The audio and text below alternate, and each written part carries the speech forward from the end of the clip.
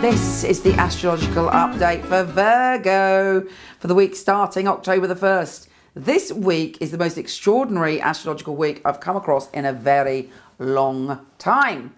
I believe this week is the key to the awakening of our soul. And this week there will be a signpost, there will be an opportunity, there will be an experience that allows us to totally evolve and transform. However, you know, it's going to affect each individual differently depending on how open you are to transform, how open you are, how open we are, how open I am, how we all are, open to being honest with ourselves about what we need to change. It's not an external person pointing the finger, it's our own inner voice shouting the message to us.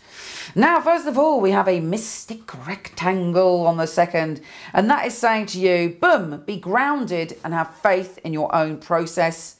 You know, don't be frightened to make commitments to yourself or possibly to another person.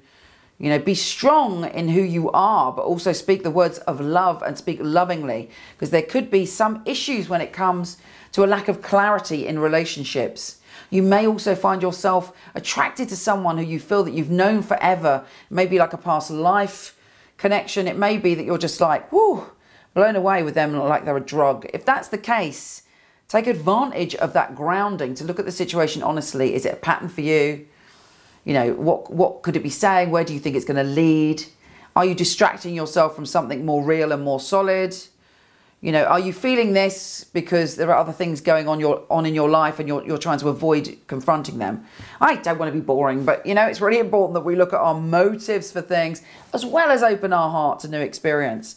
Venus is entering your sign, so you are feeling like the god or goddess of love, and Venus is sprinkling the magic fairy dust around you so that you're even more dazzling and attractive than usual. You have a little spark, a little twinkle in your eye, and you're able to communicate in a way that makes people feel very drawn towards you.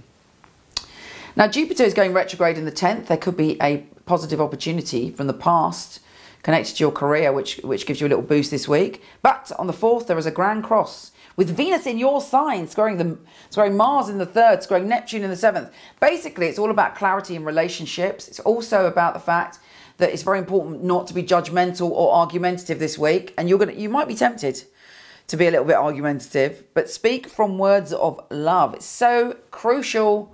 It's almost like you might want to stick to a point. You might feel that you're right about something. But being right is not an excuse necessarily to kick off in a way that doesn't do ourselves justice or other people justice. Mercury is making you want to communicate, and all of this magical energy is allowing you, if you choose to communicate in a whole different way. Mercury is your ruler, so your biggest gift is communication.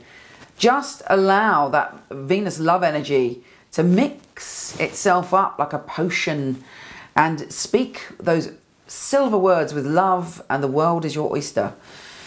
Now, on the 5th, there's a double T-square where you're finding yourself in the way that you communicate. And on the 7th, all sorts of stuff is happening. Mars is entering a position where you're allowing yourself to feel maybe a little bit more vulnerable and open to some of the things that you need to shed in your life. The Grand Water Trine is, again, speaking to you about relationships and love and communicating, and also about being more gentle with yourself, by being kind to yourself, by being loving with yourself, by having faith in yourself and not allowing any self-sabotage. You know, actually Virgos are the most likely to self-sabotage, because it's almost as if a lot of the Virgos I know feel they are not worthy, when actually they are a very worthy sign. You know, Virgos are here to teach themselves and us that there is no such thing as perfection.